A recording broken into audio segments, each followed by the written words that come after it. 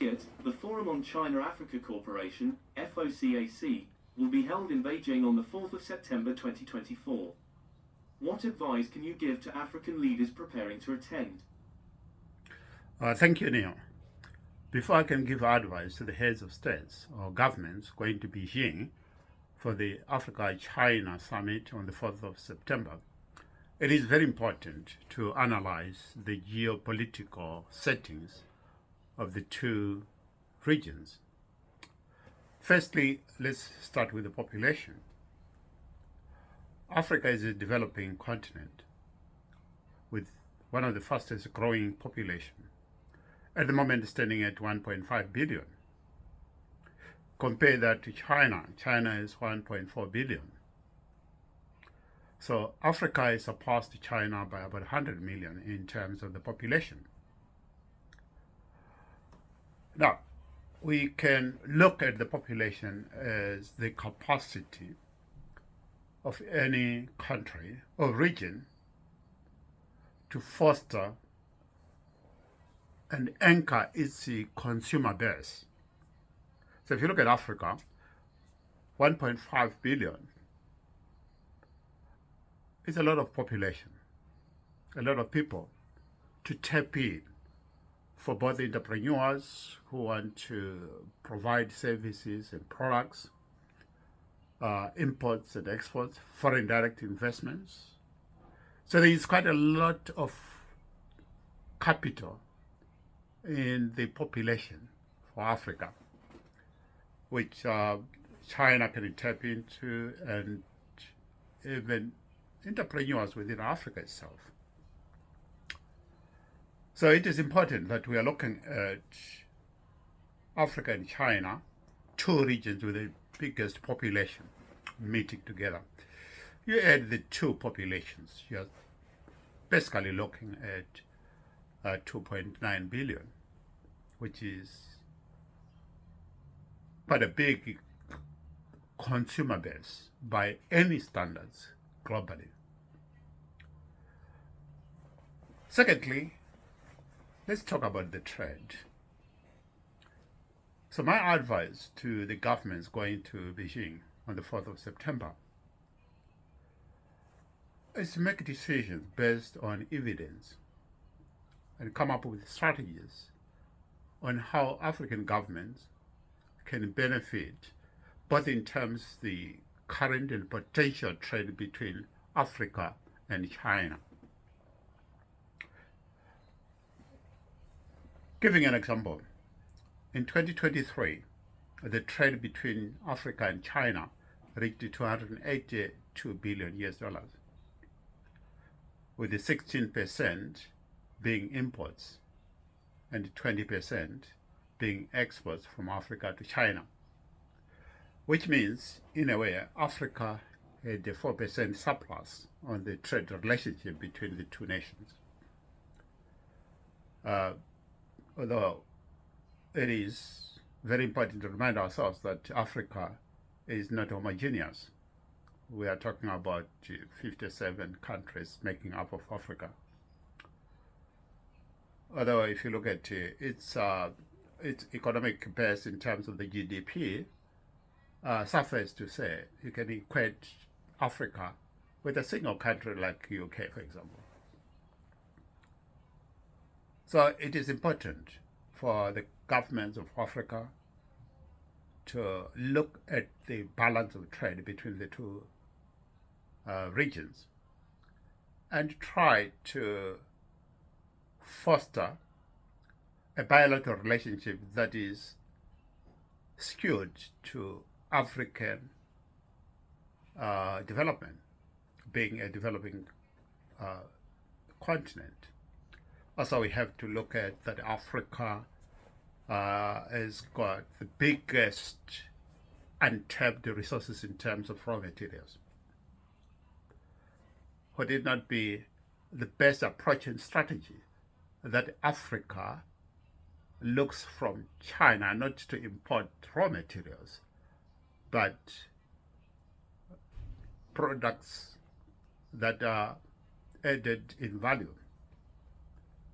So raw material added value into finished products. And that way, Africa will be able, both in terms to realize the tax resource and also creating employment for its own people.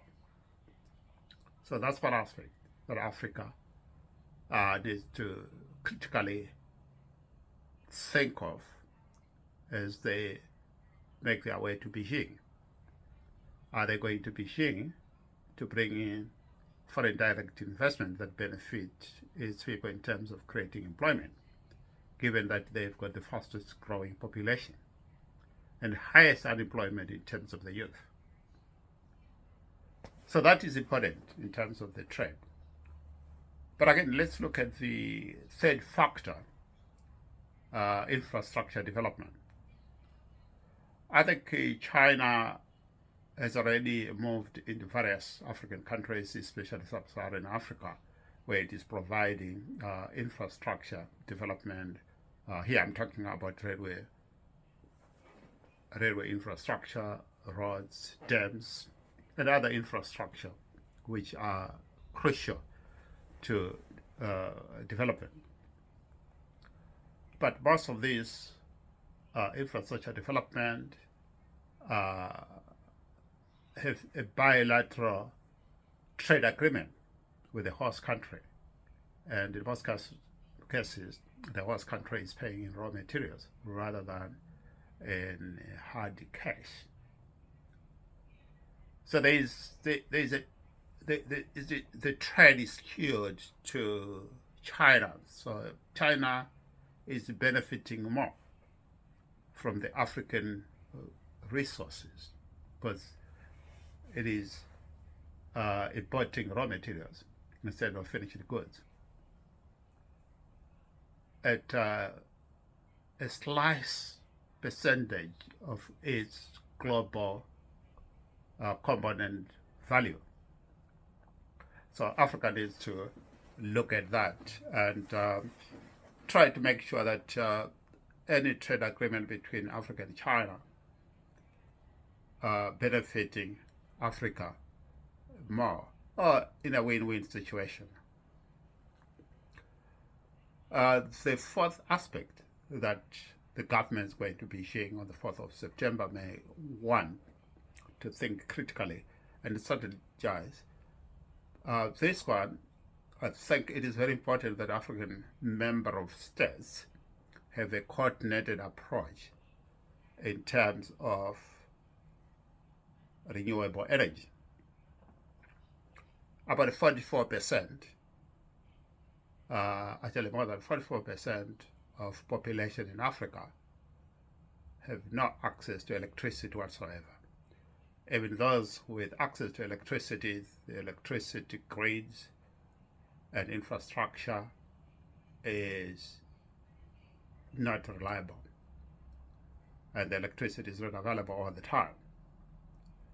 And most of those infrastructure were commissioned pre-colonial times, and they've seen their better days.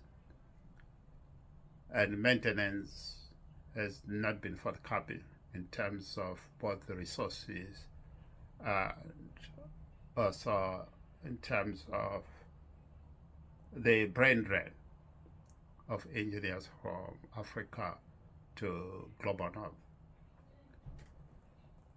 So that's one aspect that Africa, it has to be a coordinated approach. Why I'm saying it has to be a coordinated approach is basically it's linked to renewable energy decarbonization and global warming. And given that of the 10 vulnerable nations globally in terms of global warming, 7 of those 10 are in Africa. So it has to be a coordinated approach. And given that global warming is transboundary, it knows no border. So it is very important that African member of states do approach that aspect from a coordinated approach, be it within the regional bodies, SADC, COMESA, AU. just to give you a perspective, when you talk about contribution of carbon emissions, Africa's percentage of contribution is 3.8%. Totally insignificant compared that we are saying 3.8% as a combined effect of the 57 countries. And then compare that to China, that ranges from 23% to 33%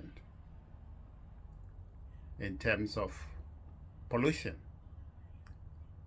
And compare that as well to USA at 19%.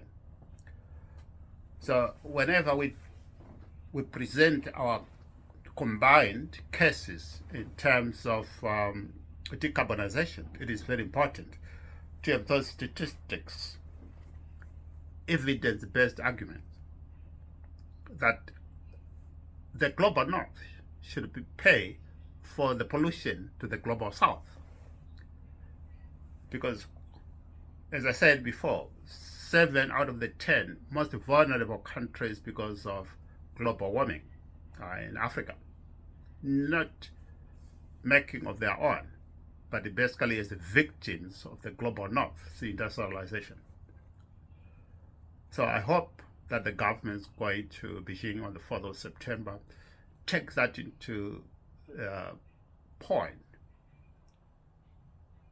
and come up with a bilateral agreement that benefits the generality of the African member states who are at the receiving end of carbonization by the global north. And China being one of the most culprit in terms of emissions contributions to global warming.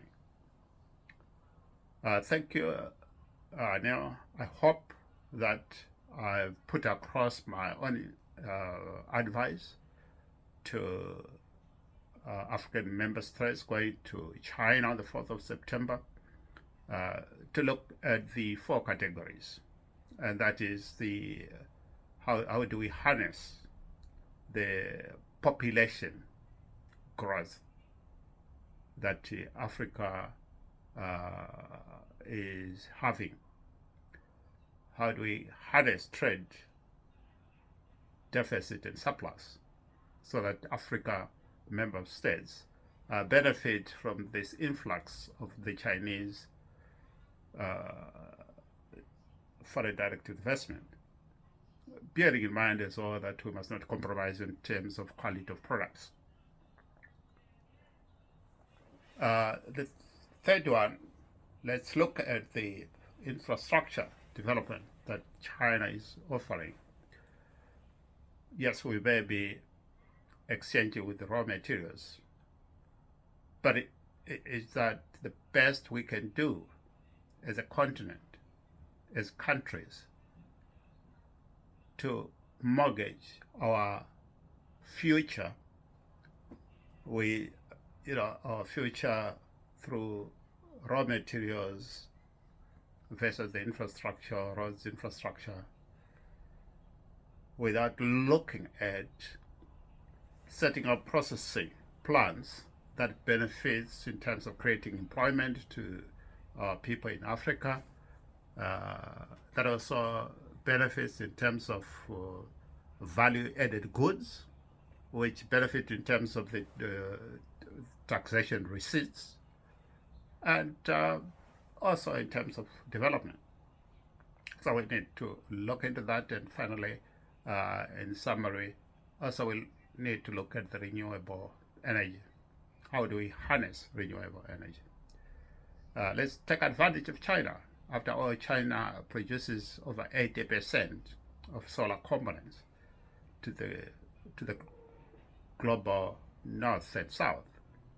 So by tapping into that technology, we'll be able to revolutionize in terms of provision of clean energy to African member states and countries, and therefore benefiting our citizens. Thank you.